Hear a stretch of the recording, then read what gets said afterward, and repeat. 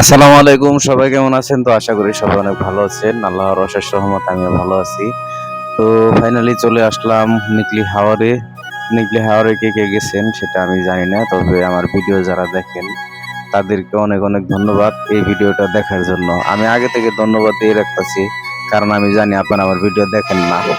তো যাই হোক, এই নিকলি হাওরের পরিবেশটা এত সুন্দর, নতুন পানি আইছে। আর এই পানির মধ্যে অনেক নৌকা এবং কি বড় বড় যে সেলুগুলা, আমরা সেলু বলি আমাদের ভাষায়, আপনারা কার কি ভাষায় কোনটা বলেন সেটা আমি জানি না, তবে সেলুগুলা চলে। এই সেলুগুলা নিয়ে আবার মিঠামইন যাওয়া লাগে। তো পানির মাঝখান দিয়ে যে মিঠামইন যাওয়া লাগে, এই দৃশ্যগুলা দেখতে একদম অপরূপ দৃশ্য যাকে বলে, এত সুন্দর।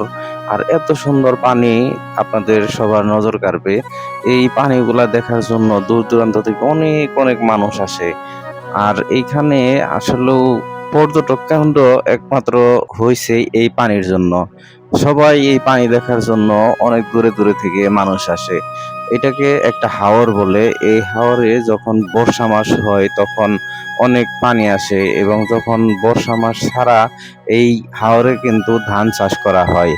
তবে আমরা ধান চাষের সময় খুব কম গেছি, কিন্তু যখন পানি আসে তখন আমরা পানি দেখতে সবাই যাই। আমি একদম এখন পানির কাছে গেছি, পানির যে একটা ঢেউ আর যে বাতাসের শব্দ অনেক সুন্দর লাগে। আর এখানে দেখেন রাজহাঁস বসে আছে। তো রাজহাঁসগুলো দেখতে অনেক সুন্দর লাগে, আরো বেশি সুন্দর লাগতো যদি তারা পানিতে থাকতো। তো সবাইকে অনেক ধন্যবাদ আমার ভিডিওটি দেখার জন্য। আল্লাহ হাফেজ।